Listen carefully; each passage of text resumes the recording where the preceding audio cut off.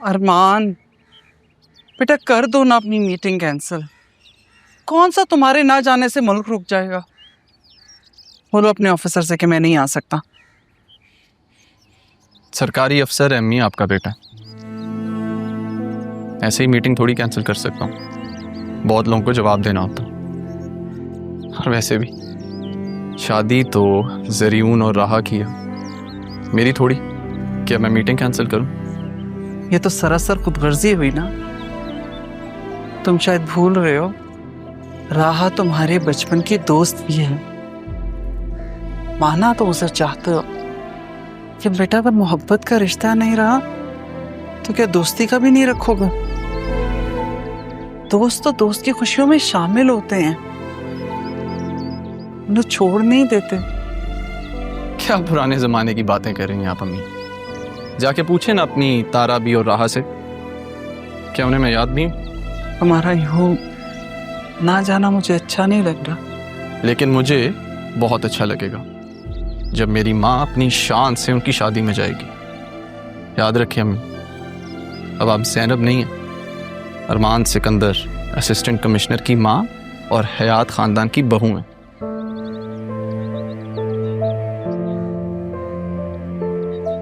अच्छा, मुझे देर हो रही है, एक काम करना है रास्ते में, उसके बाद मीटिंग अटेंड करनी है, फिर एक दोस्त को भी मिलना है, तो मैं चलता हूँ। अरमान, माँ हूं तुम्हारी, समझ सकती हूँ कि क्यों दामन बचा कर जा। बेटा ये किस्मत के फैसले हैं और इनके आगे हम सब मजबूर होते हैं। मैं बस दुआ ही कर सकती हूँ कि रब तुम्हारे दिल को सुकून देते। मेरी फिक्र छोड़िए।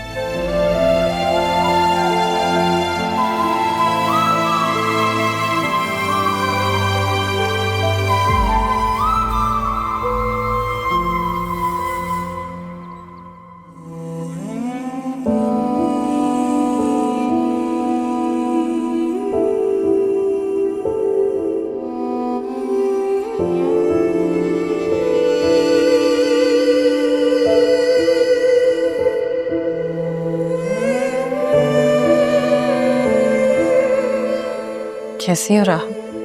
कैसी होंगी? नाना जान और आप सबकी ख्वाहिशों की भेंट चढ़ने के लिए तैयार हो रही हूँ।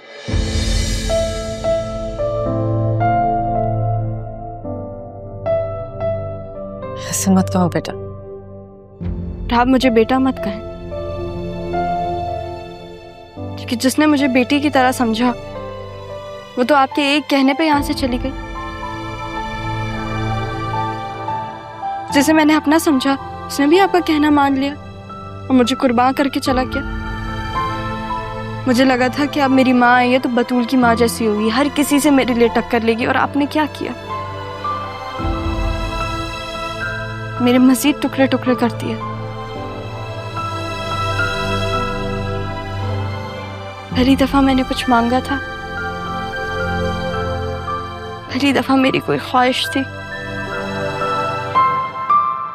खाली हाथ जा रही हूँ आपके गुनाहों का कफारा अदा करने।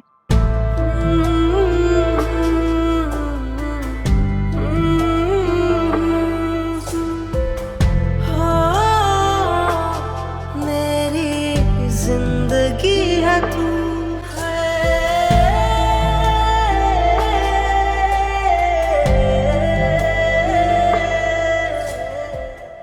जमील, सारे इंतजामात बेहतरीन होने चाहिए। अदील साहब, आप बेफिक्र हो जाएं।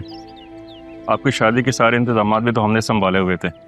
इंशाल्लाह राहा मैम की निकाह की तकरीब भी बहुत अच्छी रहेगी। बस देख लीजिएगा सब अच्छे से हो जाए, मुझे टेंशन हो रही है। इंशाल्लाह आपको शिकायत का मौका नहीं मिलेगा। काश साहब साहब इस खुशी के मौके पे होते तो आप इतनी परेशानी ना होती।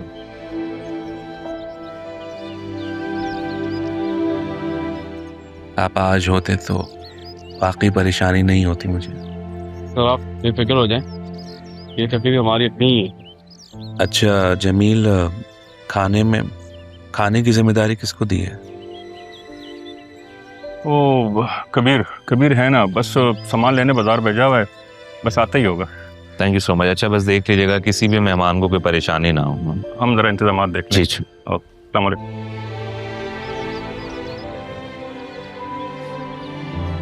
जाओ बेटा। राहा, बेटा तुम्हारा सामान मैंने सारा गाड़ी में रखवा दिया है। तुम जैसे ही पार्लर पहुंच जाओ ना तो मुझे एक मैसेज कर देना।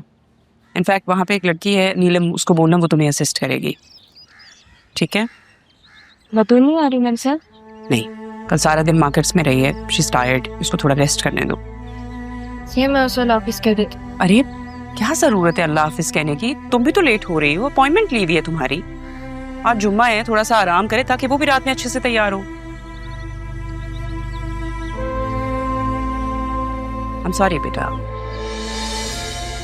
मैंने जो कुछ भी किया वो ठीक नहीं था।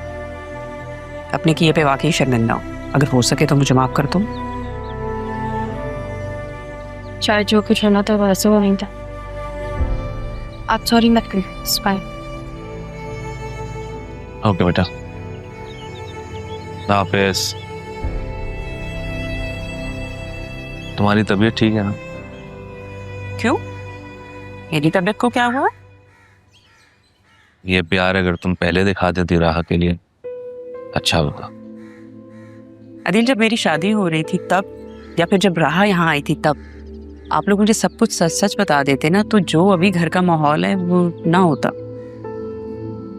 माना मैंने गलतियाँ की हैं, उन्हें सुधारना भी चाहती हूँ, लेकिन आप लोग हैं जो अपनी गलतियों को छुपाने के लिए मुझे यहाँ तक ले आए। मेरा बिहेवियर तो आप लोगों की वजह से खराब हुआ है। अपने बारे में भी सोचना चाहिए ना इंसान को कभी कभी।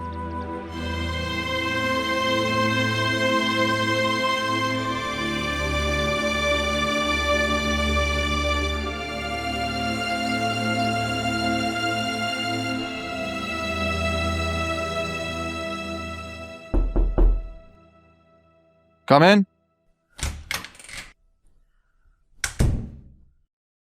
सलाम साहेब। ये किस खुशी में?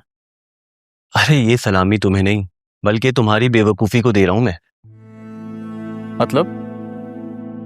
मतलब यही कि तुम्हारी आंखों के सामने तुम्हारी मोहब्बत किसी और की होने जा रही है, तो सल्यूट तो बनता है ना। मोहब्बत में इंसान को अपना वकार भी तो कायम रखना चाहिए। और फिर अपने खानदान की शनाख्त पाने के लिए मुझे कुछ वक्त चाहिए था ताकि अपनी हैसियत के मुताबिक बात कर सकूं।